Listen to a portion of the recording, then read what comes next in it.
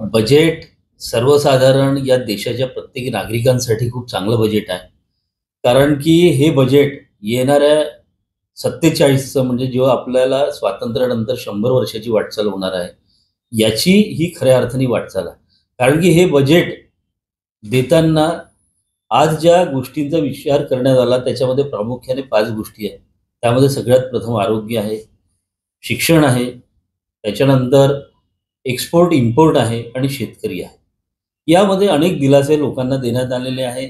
नोकरदार असो, व्यापारी असो, यांना देखील करामध्ये बरीच सूट दिलेली आहे. ज्या लोकांचं एक पगार 10 लाखापर्यंत, 12 लाखापर्यंत होतं आणि 80,000चं ज्यांना एक कर आकारणी त्यामधनं व्हायची, ती देखील आता बंद होणार आहे.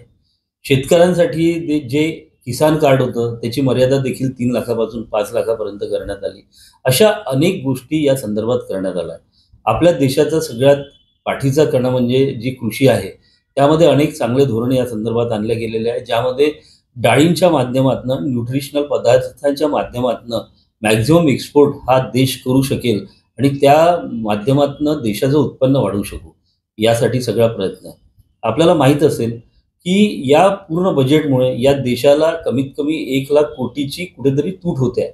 याचाच अर्थ काय आहे, की जेव्हा ही तूट होते आहे, तर कुठेतरी 1,00,000 कोटीचा फायदा देखील देशाच्या प्रत्येक नागरिकांना होणार आहे. आपण बघितलं असेल, की कॅन्सरसारख्या असाध्य रोगांना देखील जे आपण म्हणतो, की लाईफ सेव्हिंग ड्रग्ज आहे, असे 36 कॅन्सरचे ड्रग्ज आणि इतर लाईफ सेव्हिंग ड्रग्जवर पूर्णपणे म्हणजे 100% कराची सूट दिलेली आहे. असे चांगल्या काही गोष्टी या बजेटमध्ये आहेत. शेवटचा प्रश्न की बजेटमध्ये महागाई नियंत्रणावरती कुठेतरी अंकुश लागणार आहे अशा पद्धतीचं सुद्धा सूर आहे. काय यावर नाही, अजिबात नाही. महागाईला नक्कीच अंकुश लागेल. बघा, जशा सुखसोयी वाढतात, लोकांच्या अपेक्षा वाढतात आणि त्या संदर्भातले गरजा वाढतात. तर कुठे ना कुठे पैसा हा इकॉनॉमीमध्ये फ्लो होतो. त्या इकॉनॉमीमध्ये अनेक लोकं जिवंत होतात.